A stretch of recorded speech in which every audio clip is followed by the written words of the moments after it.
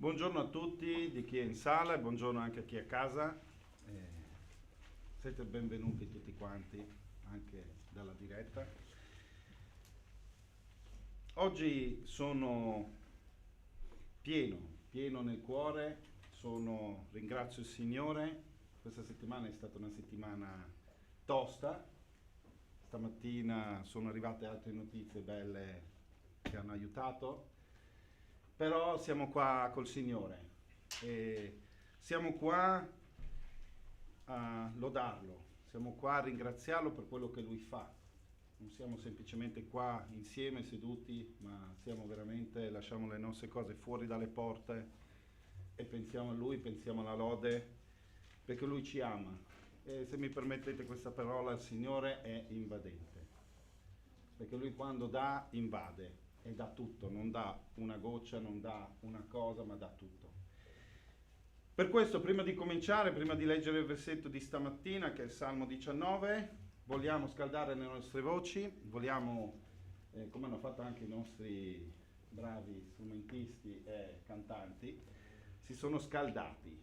E adesso vogliamo scaldarci anche noi. Dobbiamo scaldare il nostro cuore, dobbiamo scaldare la nostra voce per dare la giusta lode al Signore. Cantiamo col 91. E giusto per prendere giusta la muscolatura, alziamoci anche noi. Grazie.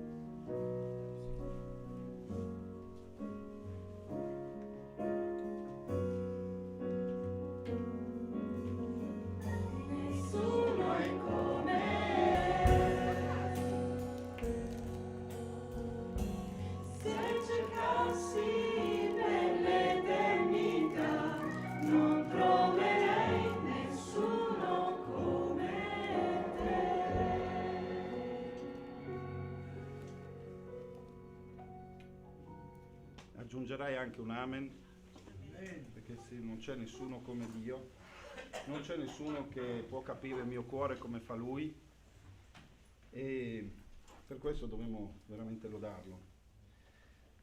Leggiamo il Salmo 19. Il cielo racconta la gloria di Dio, il firmamento annuncia l'opera delle sue mani. Un giorno rivolge parole all'altro, una notte comunica conoscenza all'altro. Non ha favella né parole, la loro voce non s'ode, ma il loro suono si diffonde per tutta la terra. I loro accenti giungono fino all'estremità del mondo. Là Dio ha posto una tenda per il sole. In questi versetti il Signore parla della creazione, quello che ha creato, quello che ha fatto, basta guardare fuori dalla finestra.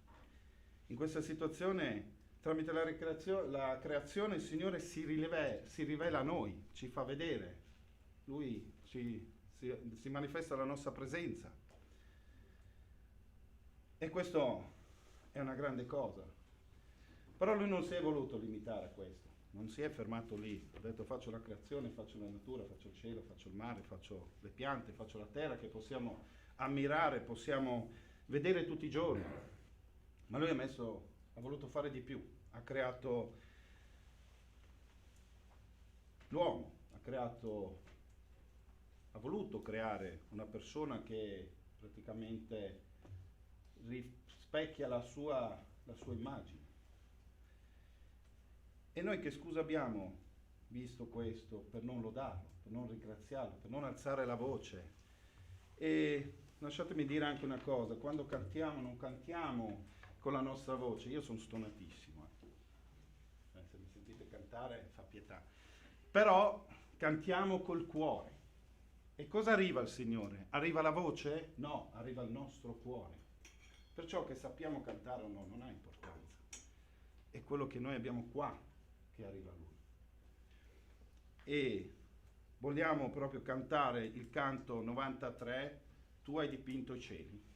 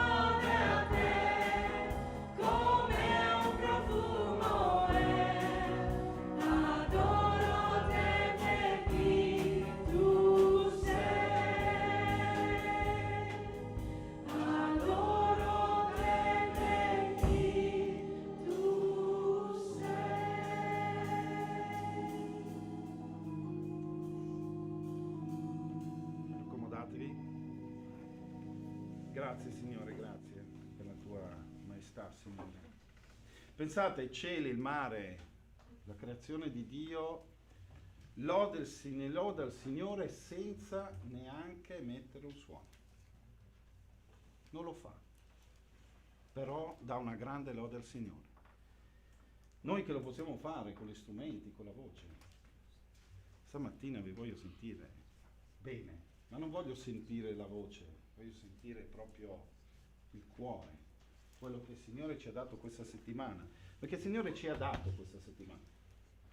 Abbiamo avuto una difficile settimana, l'ho detto anche all'inizio, è stata tosta, ve lo garantisco. Come ho detto prima, ci sono arrivate anche notizie all'ultimo, perciò anche quella ha aiutato. Però noi siamo qui e siamo nella fermezza del Signore e siamo nella gloria del Signore. E questo è motivo di lode. E il versetto 19, adesso non lo leggo, però a un certo punto fa un cambio di rotta. Parla della legge, parla della parola del Signore. Che cos'è la legge? Che cos'è la parola del Signore? La legge del Signore apre gli occhi, dà gioia, certezza. Quando il Signore parla è perfetto, dice le cose che ci servono, ci riempie, ci invade d'amore, ci dà la vita e ci dà anche una grande, grande consapevolezza. E questa consapevolezza che il Signore ci dà diventa la nostra rocca e diventa la nostra redenzione. Ci rendiamo conto di quanto siamo piccoli, quanto non possiamo fare niente per il Signore, ma è Lui che fa tutto per noi. E allora perché non lodare il Signore? Perché non lodarlo con tutto il cuore, con tutta con tutto il nostro spirito. E cantiamo il 68. Lode all'Eterno in ogni tempo.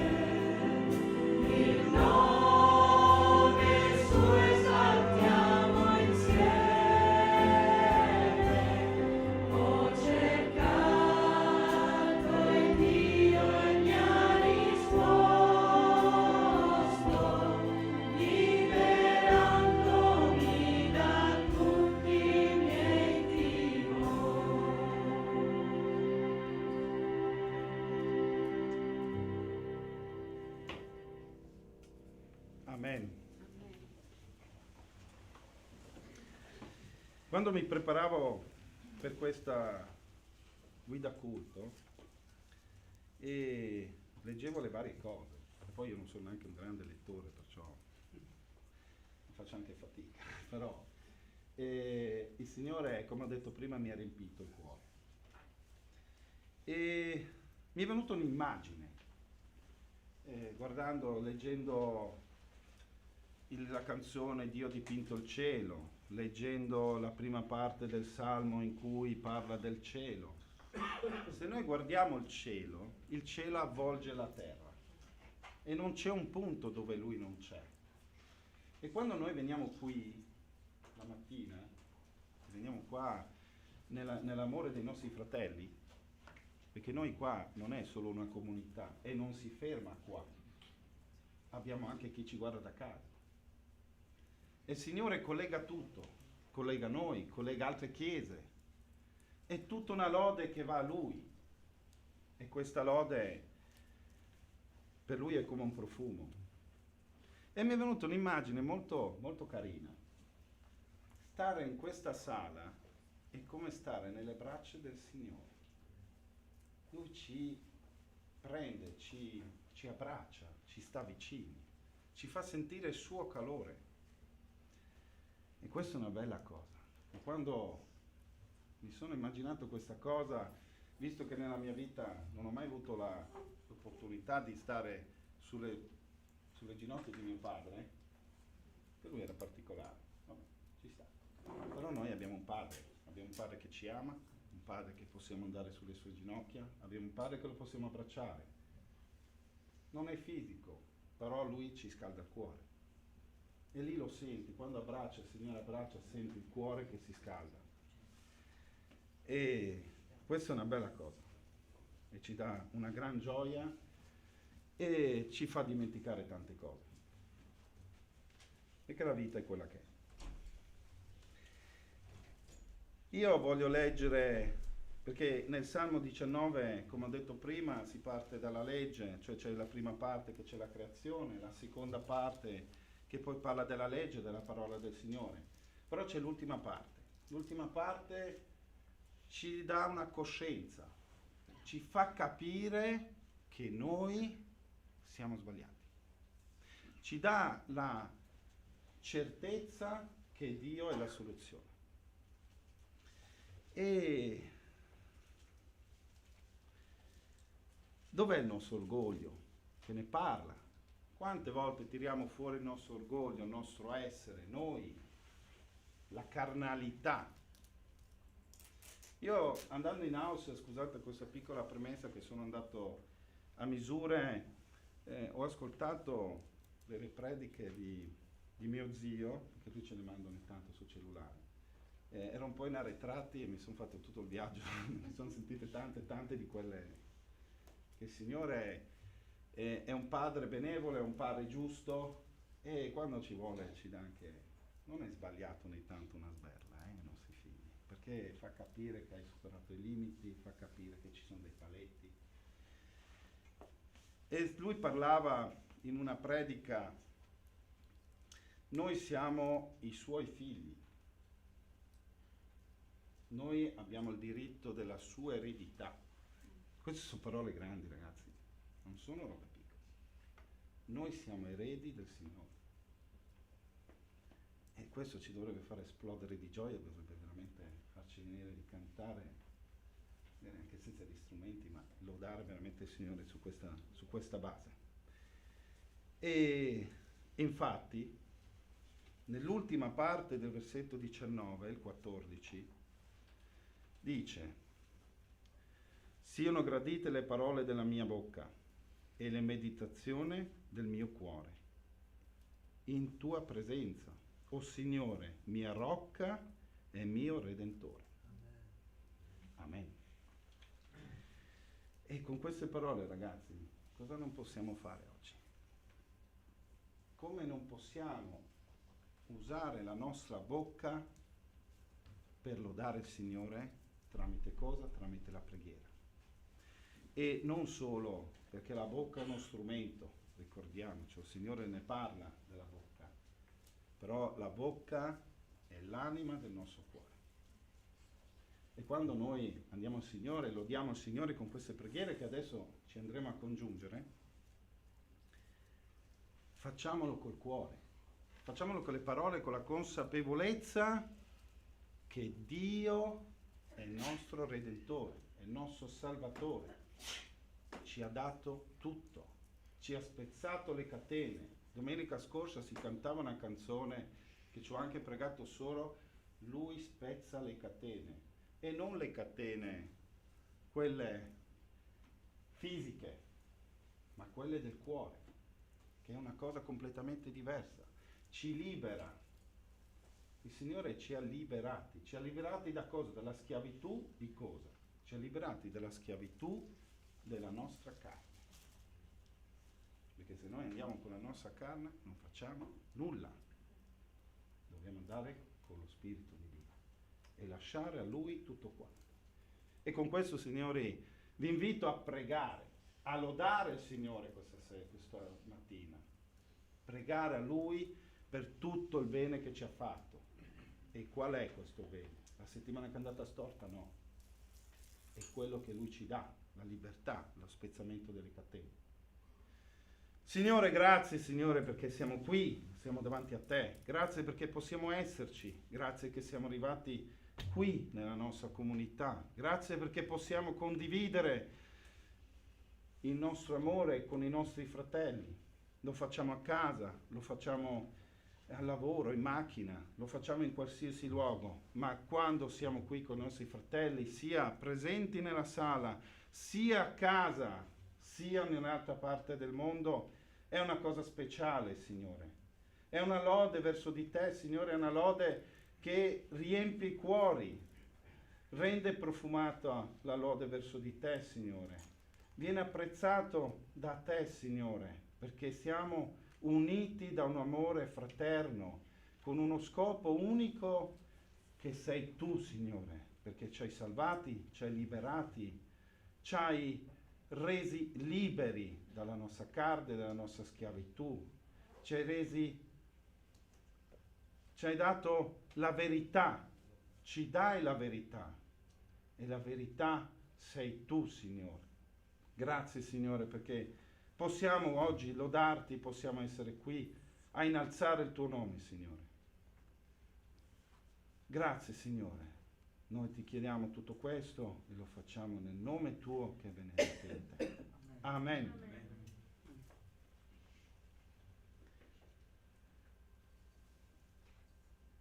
Alleluia, anima mia, loda il Signore. Io loderò il Signore finché vivrò, salmeggerò al mio Dio finché esisterò. Grazie Signore, perché possiamo innalzare a te la nostra lode, il nostro ringraziamento.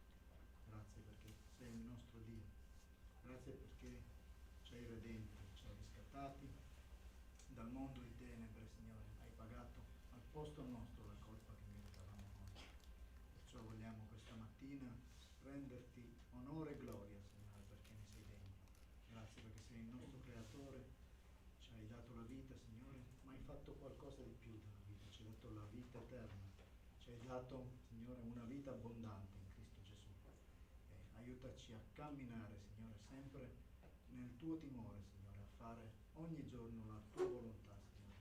Benedici il tuo popolo, Signore, benedici la tua Chiesa, benedici il culto di questa mattina, la parola che ascolteremo, che ogni cosa, Signore, detta questa mattina in questa sala possa penetrare nella profondità dei nostri cuori e trasformarli. Continua l'opera tua in ognuno di noi, perché abbiamo bisogno di te. Grazie nel nome di Gesù. Amen. Amen.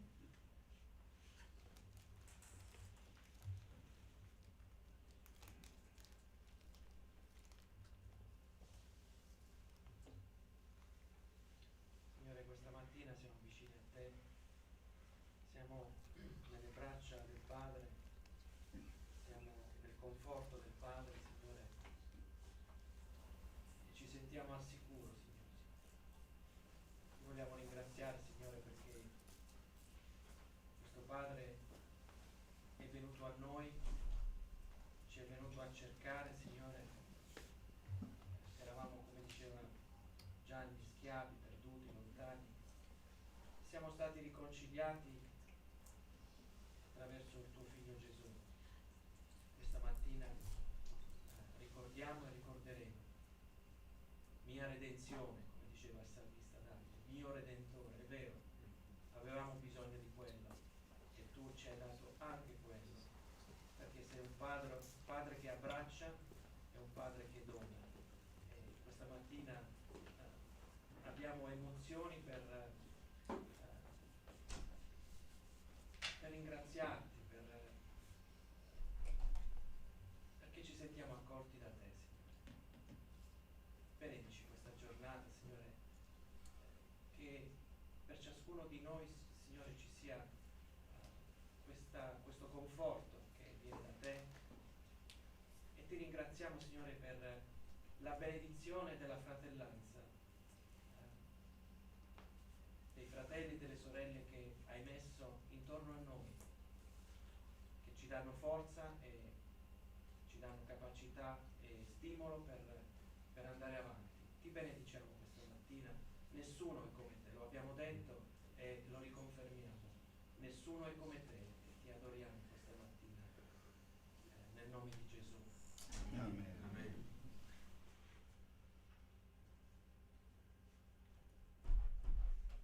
Sì, Signore, grazie, grazie che sei quel Padre che prende i tuoi figli sulle ginocchia, Signore, e li accarezzi del tuo amore, del tuo perdono, della tua grazia. Vogliamo lodarti questa mattina per tutto quello che tu rappresenti. Non è facile, ogni tanto non noi ci comportiamo come tu ci vuoi, Signore. Ma tu ci hai perdonati, lavati, purificati, i peccati passati, presenti e futuri. La tua grazia è immensa e noi te ne siamo grati. Grazie, Signore. Amen. Amen.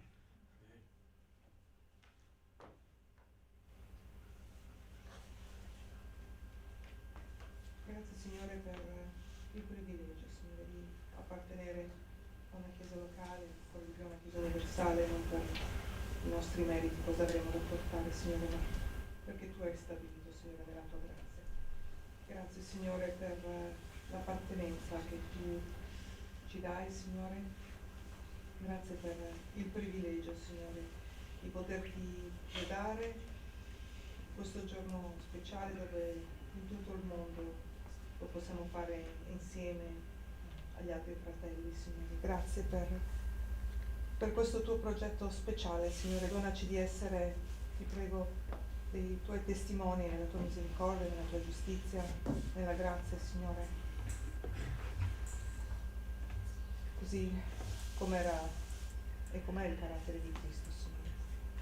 Per questo, Signore, io ti lodo, ti ringrazio nel nome di Gesù. Amen. Sia lodato il tuo nome, Signore. Tu sia ringraziato, Signore, in ogni momento.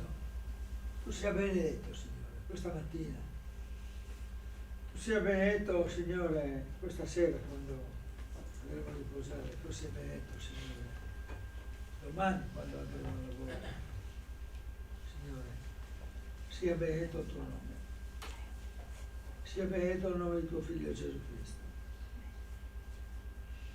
Sia benedetto il tuo nome in questo momento del culto, Signore, e sia benedetto il tuo nome per quello che tu ci dirai attraverso le parole della predicazione. Sia benedetto il tuo nome, Signore, perché mangeremo a mezzogiorno. Sia benedetto il tuo nome, Signore, perché tu ci dai il pane quotidiano. Sia benedetto il tuo nome, Signore, perché tu è il regno, tu è la potenza, la gloria nei secoli. Amen. Amen. Amen.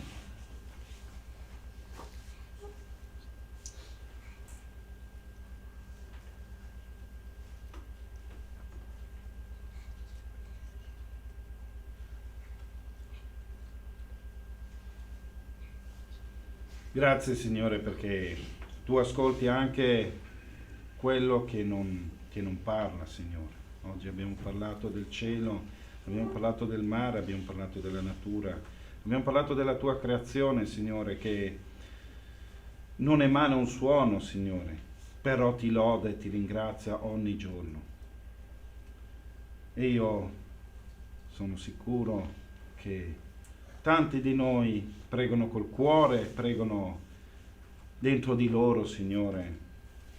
L'ho fatto anch'io nel passato,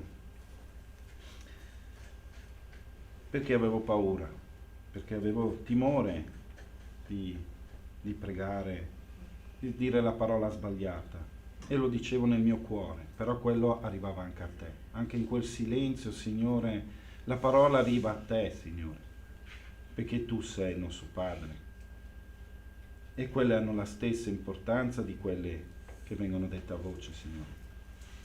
Vogliamo ringraziare anche chi ha pregato da casa. Vogliamo ringraziare il Signore perché Lui ascolta ogni nostra richiesta, ascolta ogni nostra lode, silenziosa o rumorosa che sia. E per questo ti vogliamo lodare e ringraziare, Signore. Amen. Amen. Bene. Prima di passare alla predicazione col fratello Gaetano, voglio ricordare un'altra parte che qui non c'è. Noi siamo qui, siamo stati, come si dice, non voglio dire fortunati, perché la fortuna non esiste, però siamo stati benedetti, perché possiamo venire qua. Ci sono dei fratelli, delle sorelle che noi ogni tanto dimentichiamo, che comunque sono a lodare il Signore fuori da qua, magari sul posto di lavoro, E noi non possiamo dimenticare, sono i nostri fratelli, sono le nostre sorelle. E non sono qui perché non vogliono, ma perché stanno facendo un lavoro importante per la comunità, per le persone. E queste persone sicuramente oggi loderanno anche loro il Signore. E vogliamo veramente che quello che oggi abbiamo fatto, questa lode, che continuerà con la parola del fratello Gaetano, perché il Signore ci parlerà oggi. E la tecnologia ci aiuta. Guardate, noi magari lo scontiamo, ma io una volta una domenica sono andato a Milano, c'entra niente, ma sono andato a Milano. E mentre viaggiavo, ma cavolo, io posso vedere la predica nel cellulare. Perciò noi, anche se non siamo qui, anche se abbiamo qualcosa che ci blocca di venire qua, noi abbiamo la tecnologia. Abbiamo il Signore a disposizione ogni giorno, perché la tecnologia ci fa solo capire quello che il Signore fa tutti i giorni. Il Signore è lì che ci guarda in continuazione. Non è che Lui lo sguardo lo mette da un'altra parte, Lui ci guarda tutti i giorni, è lì. E quando noi preghiamo, quando noi andiamo a Lui ci ascolta. E chi è dall'altra parte della telecamera ci ascolta, ci sente, è partecipe in questa comunità, è partecipe qui e loda il Signore con noi. Amen. Bene, prima di lasciare la parola al fratello Gaetano, facciamo il canto 83, Gesù, ti innalziamo.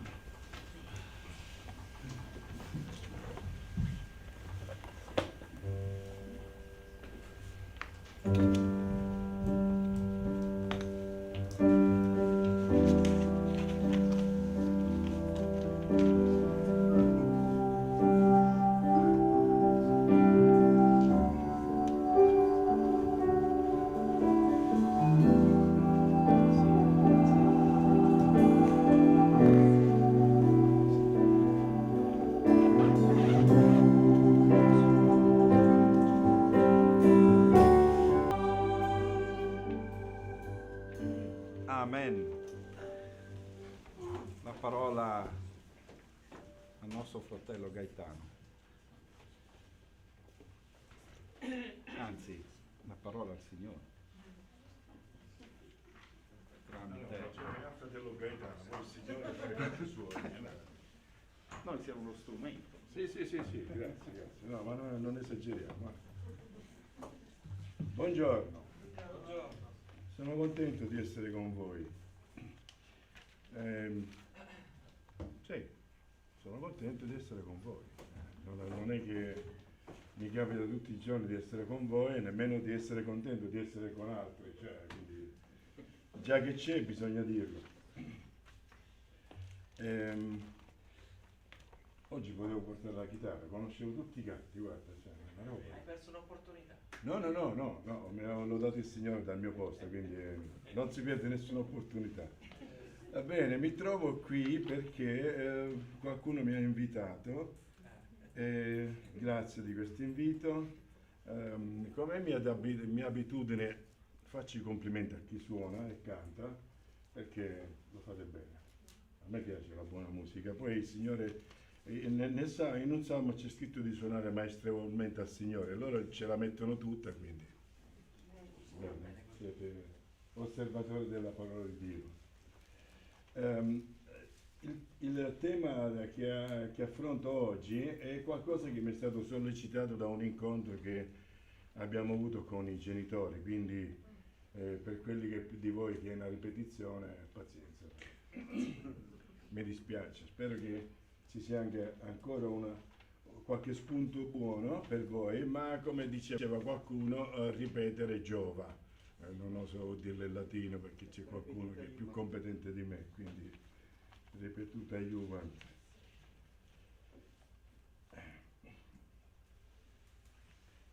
E questa riflessione è nata perché mi hanno invitato a Lissone, in provincia di Monza, Brianza. Non so se sapevate che in Italia c'è pure questa provincia, insomma, capitano delle cose strane in Italia, comunque, anche questa. che praticamente mi hanno chiesto di parlare della genitorialità.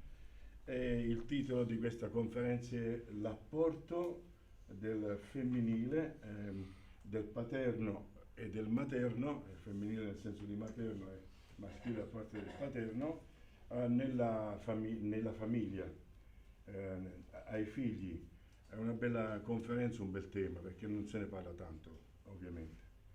E lì mi sono ricordato di un versetto che quando l'ho letto, la Bibbia, cioè, che è un momento in cui tutti noi abbiamo voglia di leggere la Bibbia e di leggerla tutta, ci sbrighiamo a farlo, no?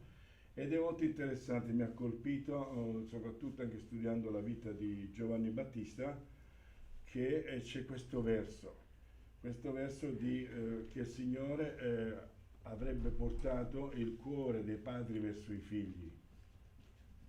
E quando si lavora, si fa una ricerca, allora si comincia a vedere se questa è una parola che nasce lì o è detta altrove.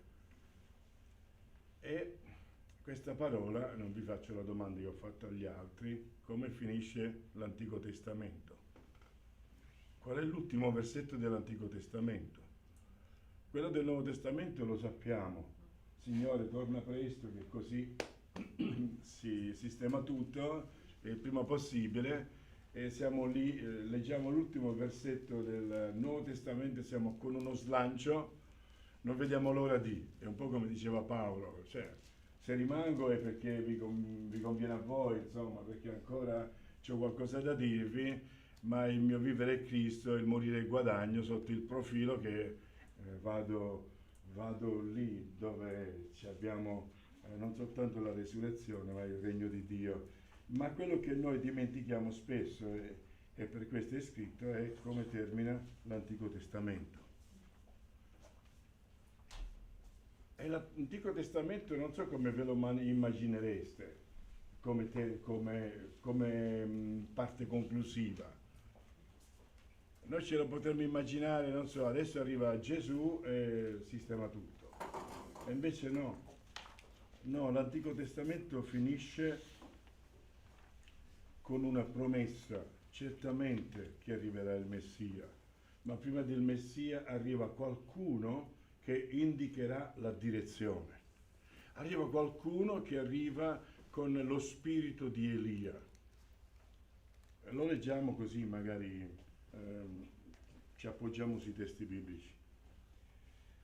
A conclusione, quindi, sto leggendo da Malachia, capitolo 3, capitolo 4, e alcune Bibbie hanno il capitolo 3, alcune Bibbie hanno il capitolo 4, questo dipende dalla numerazione del canone ebraico, quindi alcuni seguono la 70, alcuni seguono il canone masoretico, quindi nella mia Bibbia è il capitolo 4, può essere che in voi invece è il capitolo 3, versetto, che posso dire, 18 più tutti quelli che ci sono dopo. Quindi qui sta scritto, ricordatevi della legge di Mosè, mio servo, al quale io diedi sull'Oreb leggi e precetti per tutto Israele, quindi nessuno escluso, sono delle regole inclusive. Ecco, io vi mando il profeta Elia prima che venga il giorno del Signore, giorno grande e terribile. Egli volgerà il cuore dei padri verso i figli e il cuore dei figli verso i padri, perché io non debba venire a colpire il paese di sterminio.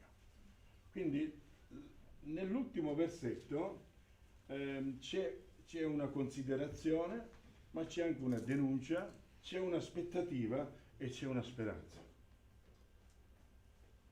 Ma arriviamo per grado in questa parola. Quello che il Signore dice, ricordatevi la legge di Mosè. Quando noi leggiamo legge già ci vengono i brividi, perché la parola Torah significa istruzione. La Torah significa tutto quello che tu hai bisogno di sapere per raggiungere gli obiettivi.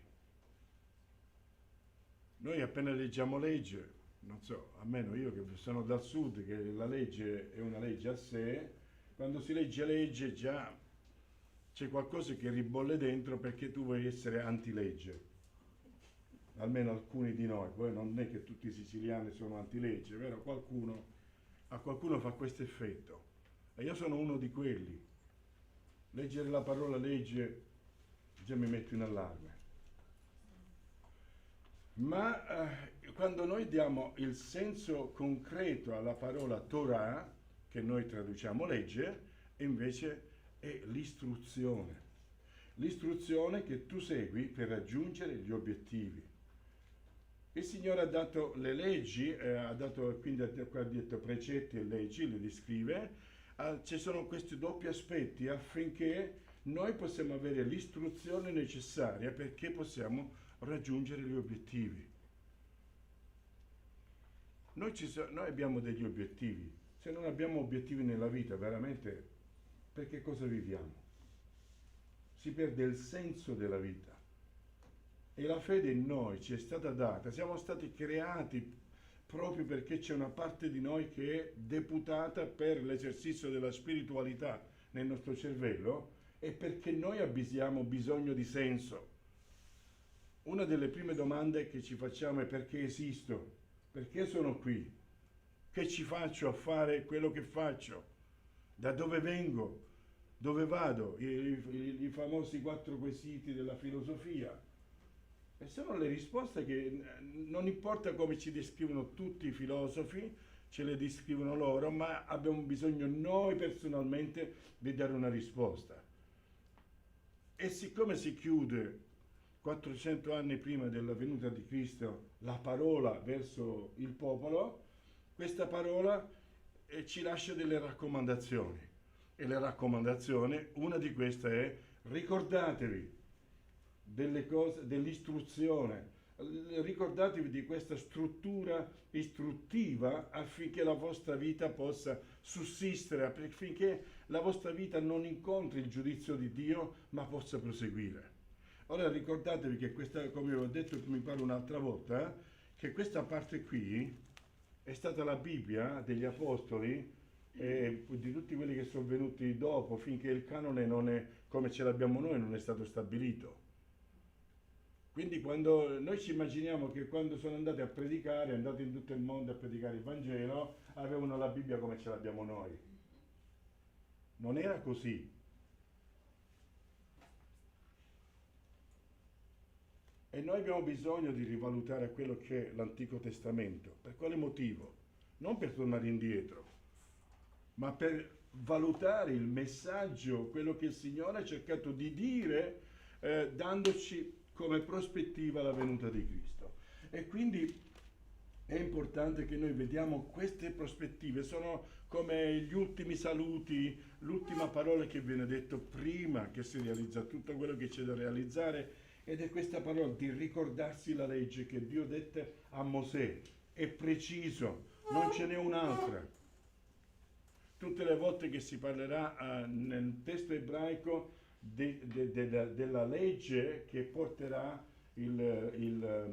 Gesù, il Messia, è una legge senza articolo. E manca l'articolo perché sarà una legge che sarà diversa da quella che c'era. Ma la legge con l'articolo, Torah, è esattamente solo ed esclusivamente quello, l'articolo determinativo. Quando si dice da Sion uscirà la legge, quella dovete cancellarlo, perché non c'è nel testo ebraico. Perché altrimenti se c'è la legge, significa che uscirà di nuovo la legge di Mosè. Non c'è un'altra legge al di fuori di Mosè per il popolo ebraico. Per l'Antico Testamento non ce n'è un'altra. Quindi da Sion uscirà una legge che prima non c'era. Per questo viene Cristo, che è la legge. E quindi perché faccio queste piccole precisazioni? Proprio perché qua l'unica legge, l'unica istruzione che abbiamo è quella. E quella dobbiamo seguire proprio perché si possa evitare il giudizio di Dio, il giorno terribile del Signore. Ma una cosa, l'esigenza principale su cui volevo fare questa riflessione stamattina è proprio su questa esigenza che è molto umana. C'è la proiezione del Messia, c'è la promessa del precursore del Messia, c'è chi ci parlerà del Messia, è immediato, sì, sono passati 400 anni prima che arrivasse, ma è immediato, sta arrivando, arriva come? Arriva nello stesso metodo del profeta Elia, arriva con una parola che annuncia. E perché il profeta Elia? Perché il profeta Elia ha detto così parla l'Eterno e così è accaduto. Se voi volete capire il libro dei re, dovete semplicemente mettere nella vostra testa che c'è un filo rosso che attraversa questi due libri ed è così dice l'Eterno. E sono i libri che dimostrano che il Signore ha parlato e le cose sono accadute.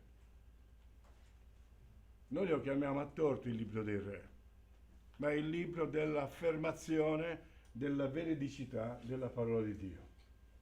Difatti i profeti parlavano, così ha parlato l'Eterno, così dice l'Eterno. E così sarebbe avvenuto.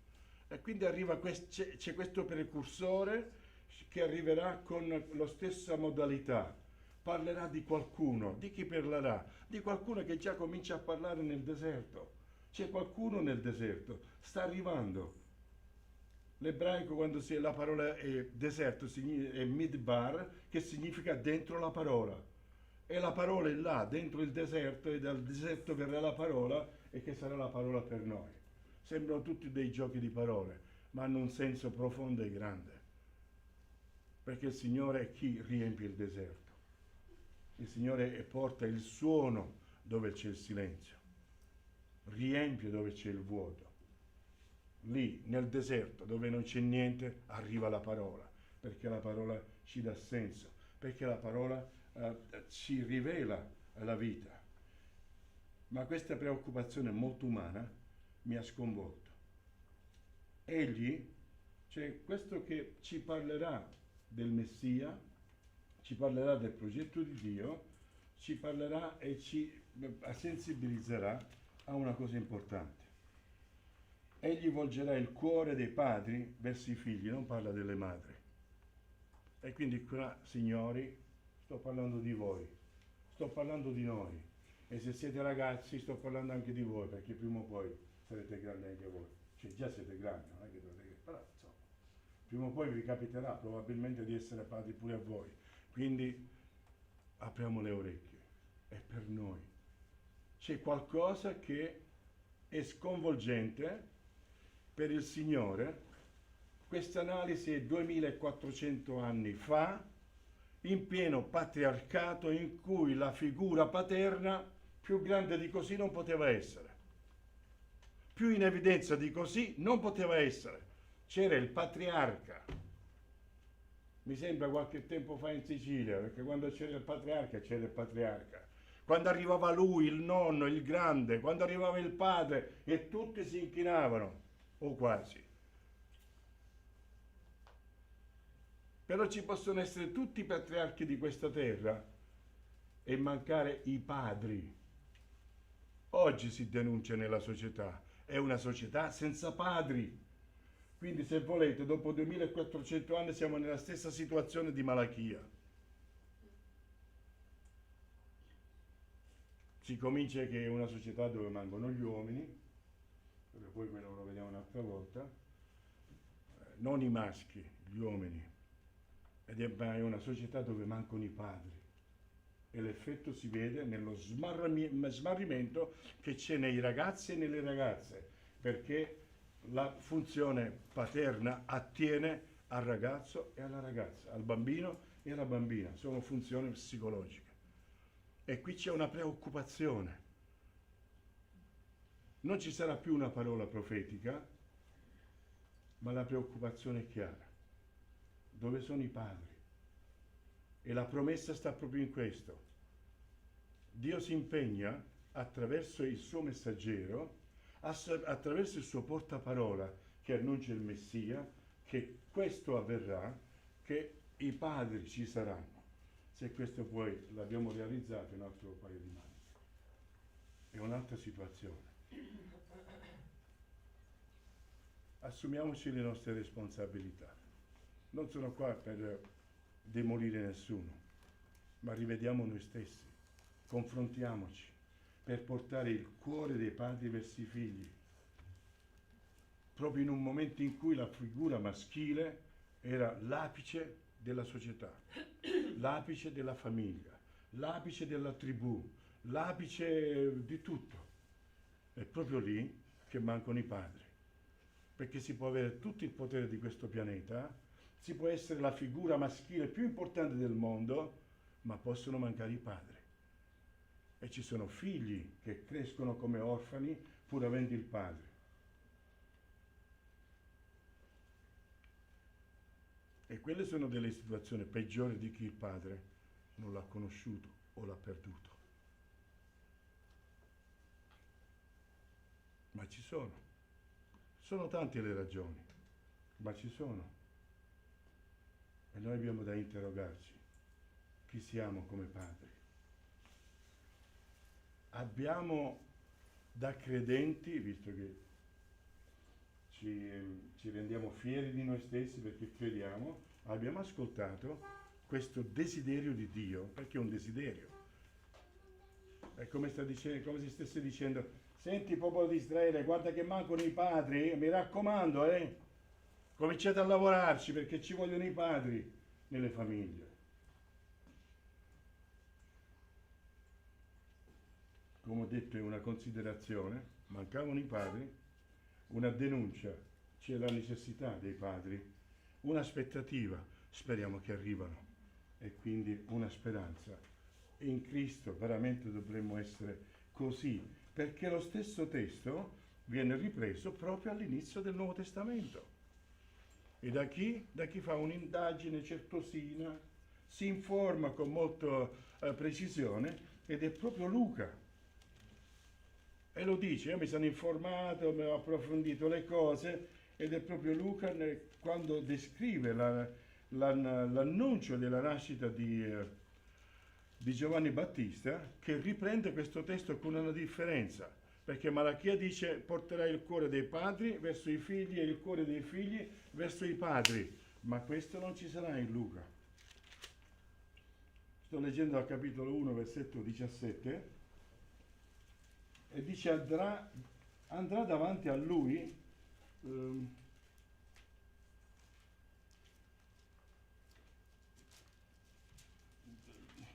parto un po' prima, pazienza che vi faccio fare un po' di ginnastica col videoproiettore. Dice che Giovanni Battista porterà un messaggio, versetto 16, che converterà molti dei figli di Israele al Signore, il loro Dio.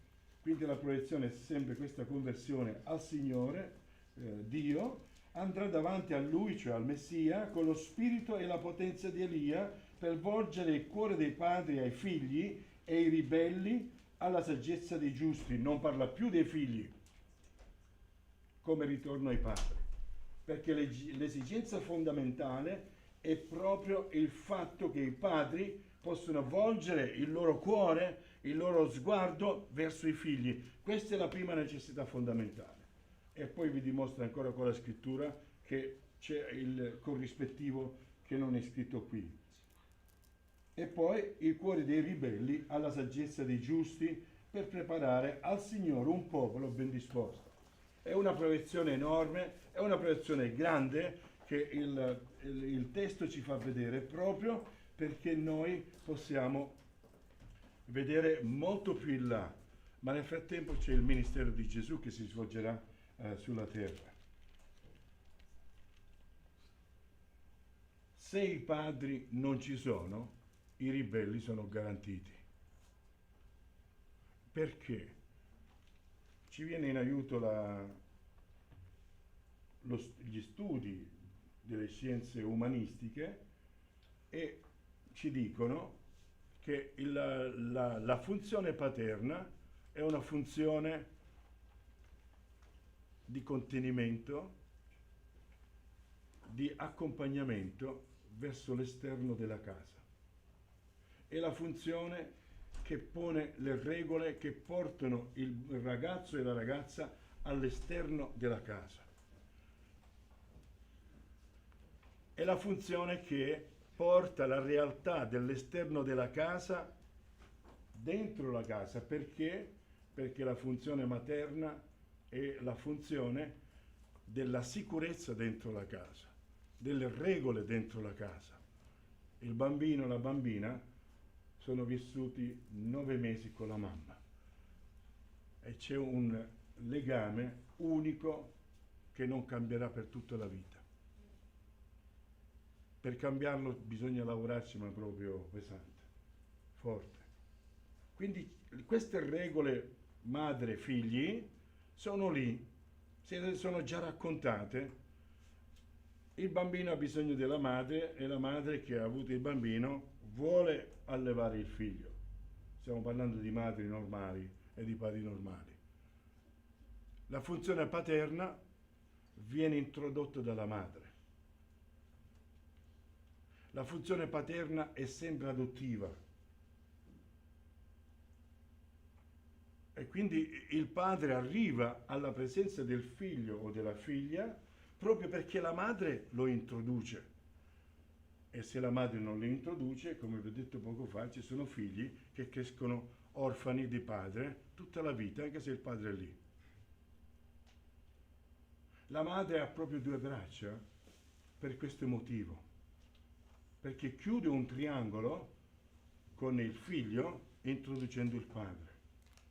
C'è questo legame, questo cammino che lo dà la maternità con il figlio, con la figlia, e poi c'è l'introduzione del padre, e quindi la madre ha la relazione coniugale con il padre, fondamentale, perché altrimenti non veniva manco il bambino, no?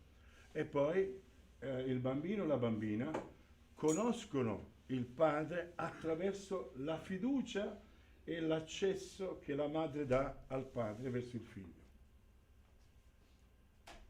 Guardate che anche noi siamo, dal punto di vista spirituale, adottati. Anche la funzione paterna di Dio nei nostri confronti è una funzione adottiva. E la funzione adottiva si fa attraverso la parola. E noi siamo adottati in Cristo, che è la parola. Molto bello. Quindi sul piano spirituale il Signore ha sistemato le cose, ma tante volte sul piano umano, psicologico, noi falliamo. È importante essere padri, è importante attraverso la parola adottare il figlio e la figlia. Perché la parola ti può dare la vita, ma la parola può anche ammazzarti. La parola ti fa vivere e la parola ti può anche intossicare. Penso a un paio di esempi che ho avuto nel mio cammino da consulente. Un padre ha detto a una delle 3 figlie: tu sei la più scema di tutte e 3. Bene, la figlia ha fatto la scema. Lo dico in modo molto succinto, ovviamente, no? E ha vissuto i malanni di comportarsi in quel modo. Ha vissuto le ferite, perché la prima ferita profonda, che l'ha spezzata in 2, gliel'ha fatto suo padre, che in questo caso per me è un criminale. Ha messo una parola tossica in questa bambina. Lo dico in parole più civili, ma come l'ha detto era proprio quella: sei la meno intelligente di tutte. Allora, se è la meno intelligente di tutte, lei cosa vuole sperare della sua vita? Come si deve comportare? Come la meno intelligente di tutte.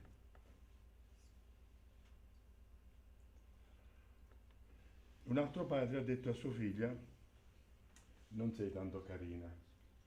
Se voi vedete questa signora è uno schianto. Ma suo padre, non si sa per quale colpo di genio, malefico, tossico, criminale, ha bollato questa ragazza di essere brutta. E lei ha fatto la brutta tutta la vita. E quando uno si sente brutto, fa il brutto, non fa il bello.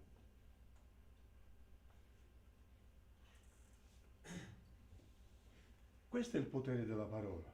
La parola ci ha cambiato la vita. Noi siamo fieri perché abbiamo letto la parola, nel principio la parola era, Giovanni 1:1, abbiamo avuto la parola, wow, ci ha portato alla vita, sì. Ma se noi non conosciamo la grazia e l'amore di Dio, faccio questo parallelo un po' per capirci.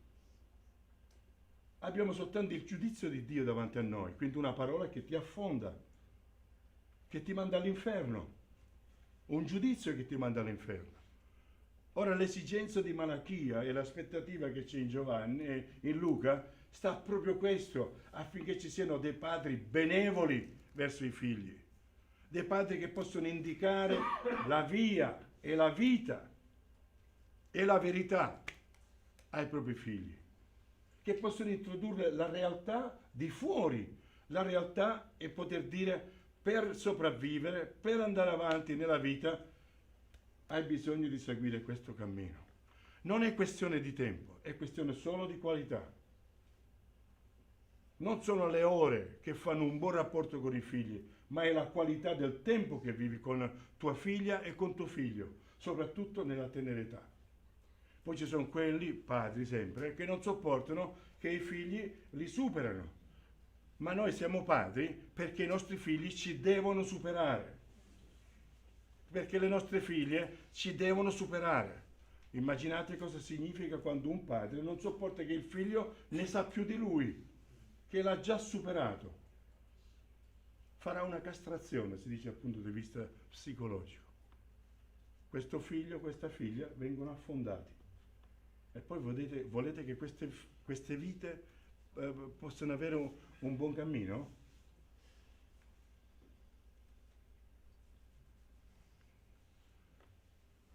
Ecco, a Gesù l'hanno perso. Voglio concludere con questo fatto perché ci introduce alla relazione padre-figli, anche genitori e figli.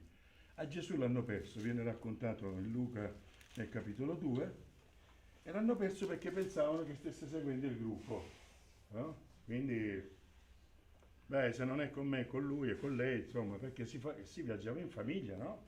E per le grandi cose si viaggia in famiglia. Ecco, praticamente questo bambino, dice qua il testo che invece è paidon, che significa ragazzo, il paidon è quello che può seguire il pedagogo, cioè già è un ragazzo in età di poter essere istruito, non stiamo parlando del bebè.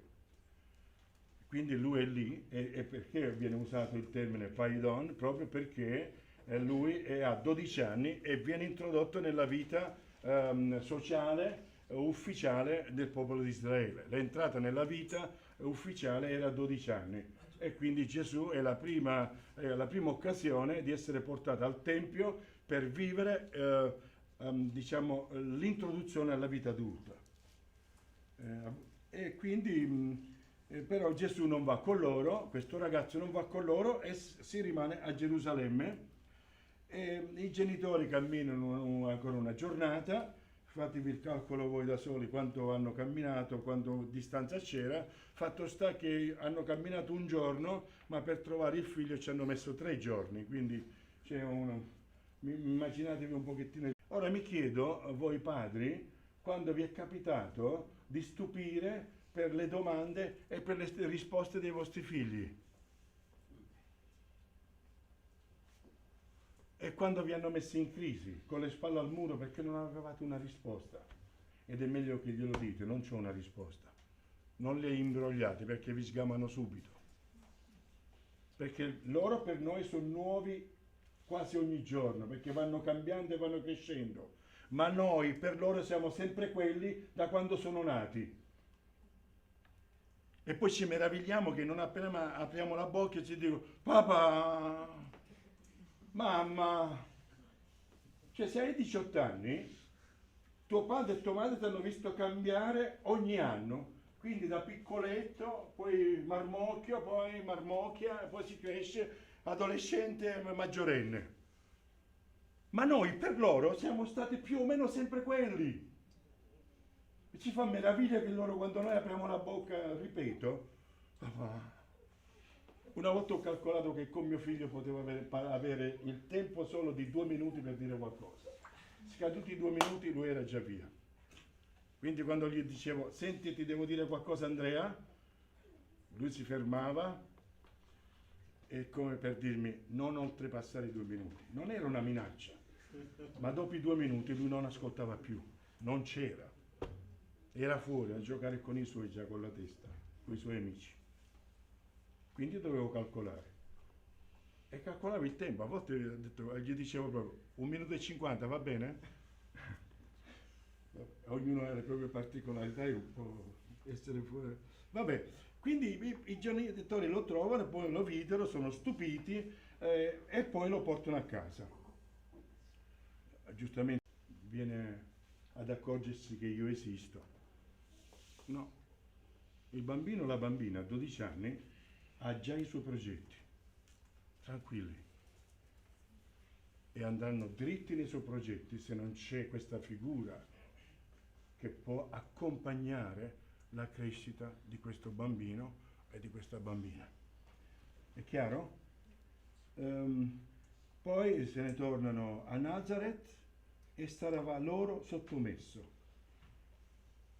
Quindi per noi sottomesso uguale obbediente. Mi raccomando, Ora il termine qua è un po' particolare. Per dirvi questo termine è usato lo stesso termine che in Efesini 5:21 quando parla di sottomettersi gli uni agli altri.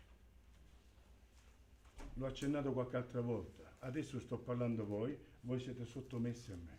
Ma se io dico c'è qualcuno che deve fare ha una domanda, siete voi che parlate, io sto zitto. E il verbo è un participio ipotasso menos. Là è al plurale, ipotasso menoi, e qua è ipotasso menos.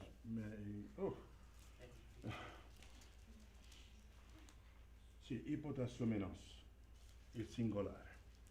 Ed è una forma verbale, un participio, quindi si vive, è costante nel tempo, c'è sempre e comunque, ed è nella forma media, qui la dottoressa in greco ci può dare una mano, è nella forma media, cioè io faccio l'azione perché la faccio.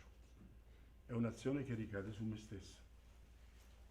Lo faccio io di volontà. Quindi cosa ci sta dicendo qui? Che se ne tornano a casa e sono l'uno all'ascolto dell'altro. Perché siate sottomessi gli uni agli altri, c'è lo stesso verbo, la stessa forma verbale, significa, sta parlando del culto. Quando pregava qualcuno poco fa, noi eravamo zitti, alla fine concludeva e qualcuno di noi diceva Amen. O no? Non funziona così? E così dovrebbe funzionare nelle nostre case, perché c'è lo stesso verbo a seguire in Efesini, e anche tra i nostri figli. E se volete ve lo spiego ancora col testo questo verbo, perché lui... Quindi bisogna un po' respirare, prendere tempo e praticare quello che è giusto, quello che è buono, e ogni figlio è diverso da un altro. Questa era la preoccupazione della conclusione dell'Antico Testamento e questa è la preoccupazione dell'inizio del Nuovo Testamento. E a che cosa è venuto a fare Gesù? A darci la strada, gli strumenti, l'esempio per poter vivere questo. Io credo che avete letto il Nuovo Testamento. Io e il Padre siamo una stessa cosa. Io e il Padre dialoghiamo. A lui mi dice una cosa e io la faccio. C'è un dialogo in Ebrei 10 tra Dio Padre e Dio Figlio. Senti Dio Figlio, su questo mondo proprio peggio di così non potremmo andare. Ma chi potremmo andare? E Dio Figlio risponde. Non gli ha interrotto la parola. Il padre ha posto una domanda e Dio Figlio risponde, ecco, manda me, ci sono io, vabbè, manda me. C'è questo dialogo tra il padre e il figlio. Allora se vogliamo usare bene la nostra spiritualità, non è fatta solo di gloria a Dio, alleluia, quello si fa qui, ma a partire da qui possiamo vivere l'esempio di Gesù. E la preoccupazione, la speranza, il desiderio, ma anche l'aspettativa che la parola di Dio ci mette davanti di essere delle persone che sanno dialogare, ascoltarsi l'un l'altro, ma oggi in modo particolare in famiglia, con tuo figlio e con tua figlia, ricordandoti che tuo figlio deve superarti e tu devi preparare tutto perché lui possa realizzare questo, ricordandoti che tua figlia deve superarti e tu hai questa responsabilità di preparare il terreno, di preparare affinché tua figlia sia maggiore di te. Perché non si parla delle madri? Perché le madri già, se hanno fatto un figlio, hanno questo desiderio dentro di loro, innato. Se hanno messo alla luce un figlio o una figlia, cosa vogliono vedere? Che questo brilli, sboccia, si realizzi. O no, mi sbaglio, mamme? Io non sono una mamma, ma penso di interpretare bene queste cose. Ricordiamoci che siamo noi padri in una relazione adottiva e che a un certo punto finisce. Si è padri fino a un certo punto, perché poi si diventa compagni di cammino. Compagni di cammino, sia con la figlia che con il figlio. Le funzioni genitoriali valgono per i maschi e per le femmine. È quindi una grande abilitazione, è una grande richiesta, è una grande esigenza. E io vi chiedo veramente con umiltà, con un pensiero di umiltà, chiedere ancora al Signore che ci insegni la strada, che ci insegni il cammino. Quante volte lavoriamo per gli altri, quante volte facciamo evangelizzazioni e poi rischiamo di perdere proprio coloro che sono a casa nostra. Perché è facile dare un volantino, tieni, il Signore ti vuole bene e ti ama. Vabbè, parlate con un figlio e una figlia. La cosa è molto più impegnativa. Però c'è questo atteggiamento di andare a cercare gli altri e dimenticarsi di chi? Di chi è proprio a casa nostra.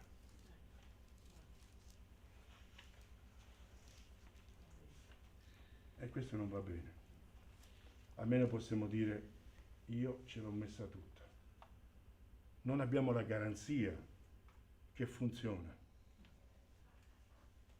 Perché i nostri figli hanno la loro strada, hanno la loro mente, il loro cervello, esistono. Le nostre figlie pure hanno la loro mente, la loro intelligenza, la loro capacità di scelta, perché l'immagine e la somiglianza di Dio ce l'hanno pure loro, non ce l'abbiamo solo noi grandi.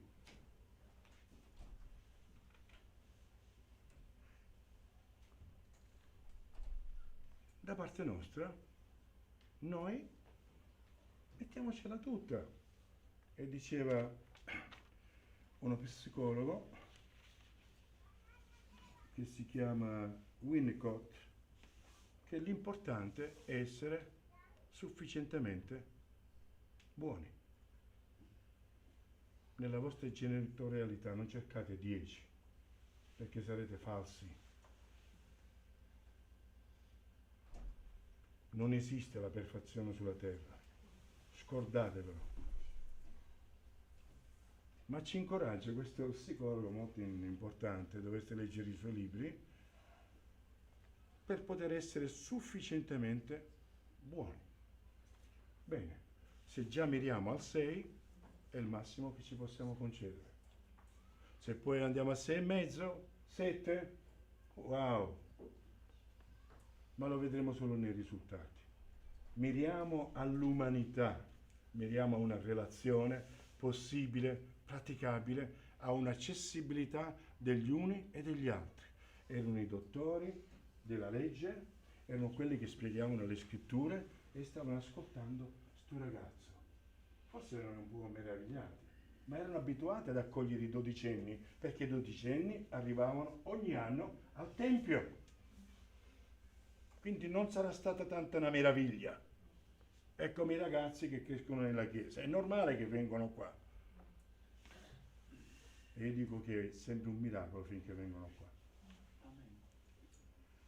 Allora, come questi maestri, per questo uso la parola maestri, perché noi dobbiamo essere i maestri della vita, allora ascoltavano e rispondevano. E questa è la relazione genitori-figli. Che il Signore possa darvi desiderio. Non fracassatevi adesso, sono stato così, avete sbagliato, chiedete perdono. Perdona a Dio e perdona ai vostri figli. I vostri figli non vi vogliono perdere, quindi se gli chiedete perdono non scadete di importanza. Vi ritrovano più vicini. Finalmente papà ha capito, la mamma ha capito, wow, è un miracolo. Si riavvicinano le relazioni quando ci si riconosce l'umanità gli uni degli altri. E quindi in questo scambio di umanità, in questa accoglienza di umanità, bene, se è successo qualcosa si può sempre riparare, ma prendiamoci uno a fianco all'altro in questa sottomissione reciproca, quindi in questo dialogo, in questo ascolto reciproco per poter camminare. I nostri figli dopo un po' non ci saranno più, quindi usiamo bene il tempo che sono con noi, il meglio possibile, perché non possiamo tornare indietro. Preghiamo. Signore, sembra quasi una considerazione atipica, sembra quasi che c'entra tutto questo con te, con la tua parola, ma è proprio dalla tua parola che troviamo questa esigenza, questa aspettativa, questo tuo desiderio di vedere padri migliori, padri presenti, padri che sono lì amorevolmente rivolti verso i loro figli. E tu ci hai dato l'esempio. E il tuo figlio ci ha detto pure di essere misericordiosi come tu sei misericordioso. E Signore, queste cose vanno oltre la nostra comprensione. Perciò ti chiediamo che tu, attraverso il tuo Spirito che in noi ci possa fare capire, comprendere il cammino da fare. E che tra noi e i nostri figli, tra noi e tra le madri e i figli ci sia questa pace, questo essere a proprio agio, questo dialogo, questo ascolto reciproco. E ti prego in modo particolare che laddove la relazione è un po' in difficoltà, che tu possa dare a ambo le parti questo sguardo di misericordia, questo sguardo di amore che possa cicatrizzare e guarire le ferite. Signore, ti prego per ognuno qui di noi che abbiamo queste responsabilità, che ci aiuta a incontrare la nostra umanità, a guardarla e quindi a saperla gestire, affinché noi possiamo accompagnare i nostri figli lì dove si trovano e poterli accompagnare ad andare avanti nella tua vita. E soprattutto, Signore, che la tua grazia sia in ognuno di noi e che la tua carità possa completare ciò che ci riveste e le nostre relazioni. Che tu sii glorificato in ognuno di noi, padri, madri, figli, figlie. Che la tua grazia riempie ogni cuore e la tua luce ci porti sempre alla vita. Ti chiediamo queste cose nel nome di Gesù. Amen.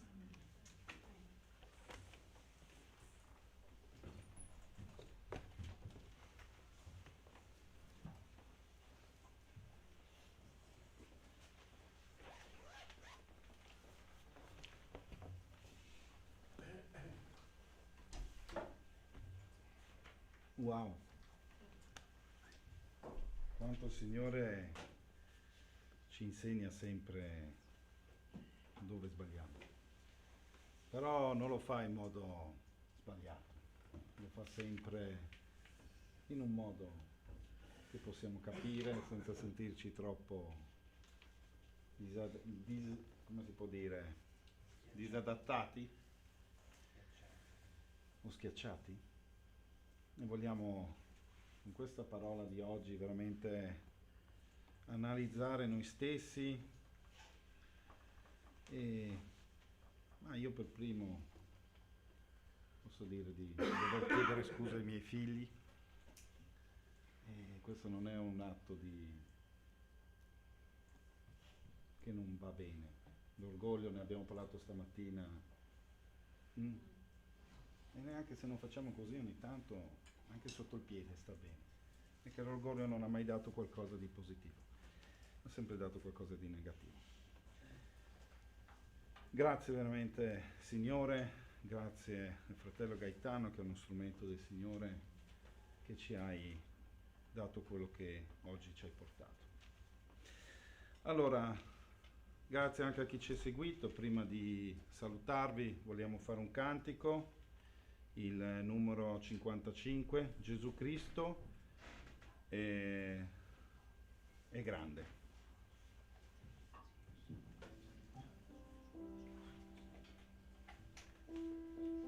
E con questo salutiamo chi è a casa e ci vediamo la prossima domenica.